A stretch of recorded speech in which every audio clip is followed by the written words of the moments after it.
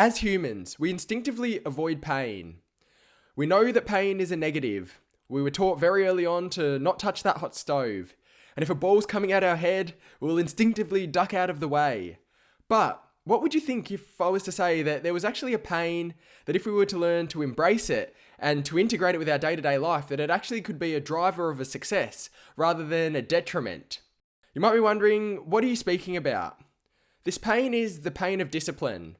And I know you might be confused, so let me explain. Welcome to the channel and enjoy. It was Muhammad Ali who was quoted as saying, "I don't start counting until it starts hurting." And I know that sounds like a quote that you might see hung up on the wall of a boxing gym or a generic poster on the back of someone's wallpaper. But actually, when we break it down and think about what it really means, it's quite a fascinating one. To me, and everyone has a different perspective of it, what that quote is saying is that the adversity, the struggle, the difficulty, or the pain, however you want to phrase it, is not something that we have to instantly avoid, and that actually in certain circumstances, it should be something that we look to go and seek. When we start breathing heavily on a run, or if we're tired after doing a few hours of work or study, instinctively we go to take a rest or have a bit of a break.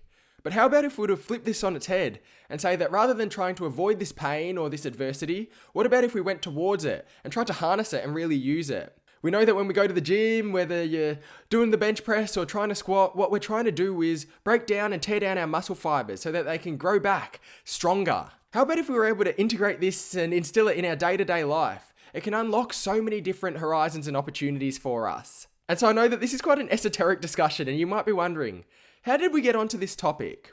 Well, I was talking to one of my best mates recently. He's one of those real go-getters. Just one of those people who wants to try everything, wants to get involved. He just wants to learn and continue to broaden his horizons. He really is insatiably curious. And so over the past period, he'd just run a half marathon. And as we were debriefing on it and speaking about it further, I could see the passion and that real fire light up in his eyes as he spoke about how alive it made him feel. And I know that I've felt similarly when doing particularly physical pursuits. And so I was trying to break down what was it about getting out of your comfort zone and doing these activities that makes us feel so alive and aligned. So I tried to think down the list. Was it being outdoors? Was it the fact that we were able to push ourselves to the limits? Was it potentially the fact that we're trying something new? And yes, I think each of these were components to it, of course. But I think distilling it down, for me, when I was thinking about it, it came down to one key thing. And I'd love to know your thoughts on this as well, because everyone has different interpretations about it. Let us know if you felt this way before. Drop in a comment. But what I think and what I brought this down to, that feeling of feeling alive, is when we push past our natural inclination of wanting to give up. It's really when we deny ourselves the chance of saying no and working towards goals that we'd previously set. Because how often is it in life that we go to do things and it's either too hard, it's going to take too long, or we're too tired? Everyone in different aspects of their life experiences this same struggle each and every day. But it's not often that we get to experience in its totality, from start all the way through to completion of our goal, that we say no to giving up and that we continue to push through no matter how hard it actually gets. And for me, this is when I realize that I feel the most alive and aligned with my purpose, and I wonder if you feel the same. And so it's when we instill this pain of discipline and focus towards a goal that I think helps to set us up for success.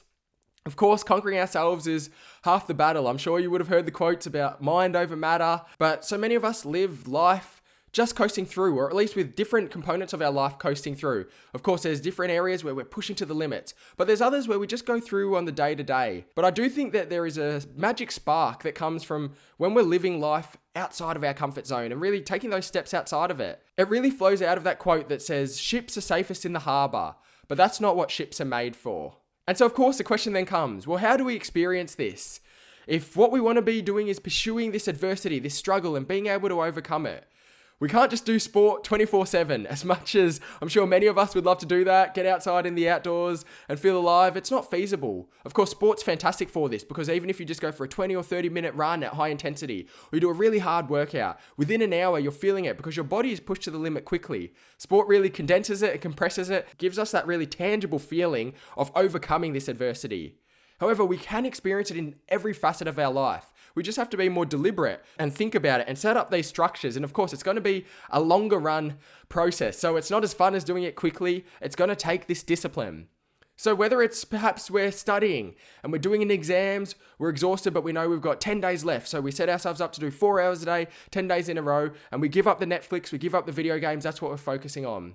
Or maybe it's work. We set ourselves a goal, 52 weeks of the year up ahead. Every single day, 5 days a week, we're going to stay back for 1 hour after work each day. And through that time, we're going to improve our output or perhaps learn a new skill. Or maybe it is just learning a new skill itself. Perhaps we commit to doing 30 minutes a day, 7 days a week for 6 months.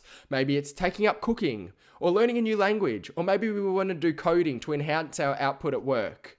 For me personally, a way that I felt this was initially setting up this YouTube channel. I wanted to do 100 videos in 100 days. That was a challenge I set for myself. I set the parameters, and now after what's nearly been 2 years, we've done 700 plus daily videos. We haven't had a day off yet, and it truly has been one of the most fulfilling journeys I've ever experienced.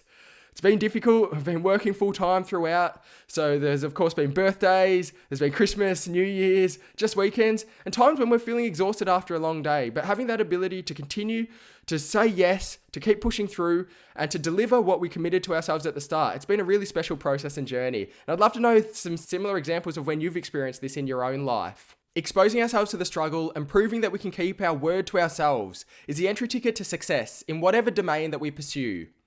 The pain of discipline or the pain of regret. There is only ever 2 choices.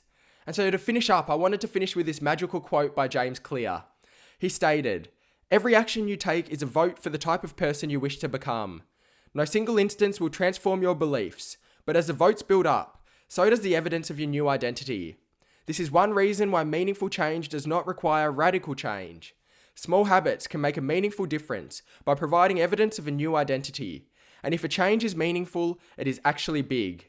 That's the paradox of making small improvements." If you enjoyed this video, here's some other videos in our Mindset Monday series. A big thank you for joining us. For now, stay well and happy investing.